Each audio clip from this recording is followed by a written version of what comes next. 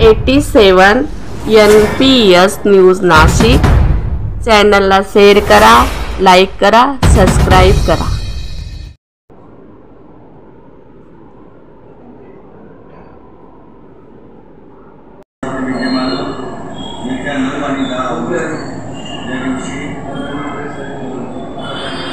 भारतीय मराठी भाषा सांस्कृतिक परिषद याचं आयोजन करण्याचं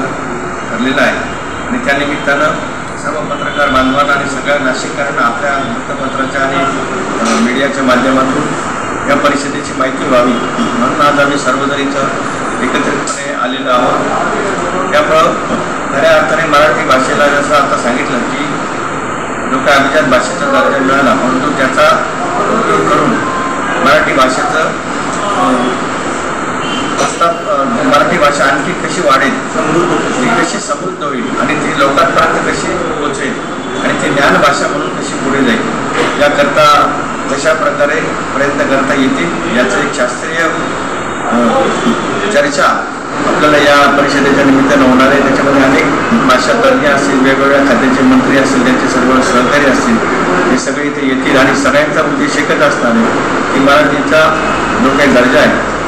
जो दर्जा आता अभिजात दर्जा झाल्यामुळं आपल्याला या भाषेचा आणखी जास्तीत जास्त वापर हा व्यवहारामध्ये त्याचप्रमाणे शिक्षण क्षेत्रामध्ये आणि एकत्रितच सगळ्या क्षेत्रामध्ये मराठीचा वापर कसा वाढेल याकरता आपल्याला सगळ्यांनी प्रयत्न करण्याची गरज आहे आणि भाषा ही ज्याच वेळेस समृद्ध होते त्यावेळेस ती जास्तीत जास्त लोक ती वापरतात।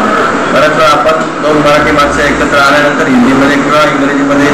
बोलण्याचा प्रयत्न करतो, त्याची काही आवश्यकता नाही। जगामध्ये असे अनेक देश आहेत की त्या देशामध्ये त्यांची मातृभाषा सोडून इतर भाषेमध्ये ते बोलतच नाही। तुम्ही फ्रान्समध्ये गेला तर तोच अनुभव होईल, तुम्ही रशियामध्ये गेला तर तोच अनुभव होईल, जर्मनीमध्ये गेला तरी तोच अनुभव होईल आणि त्या ठिकाणी असणाऱ्या शाळा असतील, मराठीपणा जर स्वाभिमानी झाला तर ते जगामध्ये डंका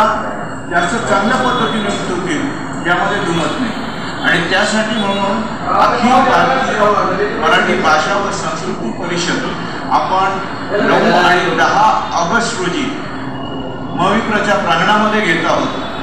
त्यासाठी भारतातनं अत्यंत तज्ज्ञ अशी मंडळी आमंत्रित करीत आहोत। यामध्ये 4-5 मंत्रालयांचा पण सहभाग असल्यामुळे त्या खात्यातील मंत्री, सेक्रेटरी सगळी मंडळी याच्यामध्ये आपण निमंत्रित करत आहोत आणि त्यांना सहभागी करून घेणार आहोत जेणेकरून हा जो अभियान आहे भाषेच्या संदर्भातला, मातृभाषेच्या संदर्भातला हा जास्तीत जास्त त्याला बळ कसं प्राप्त होईल, पुढे कसं जाता येईल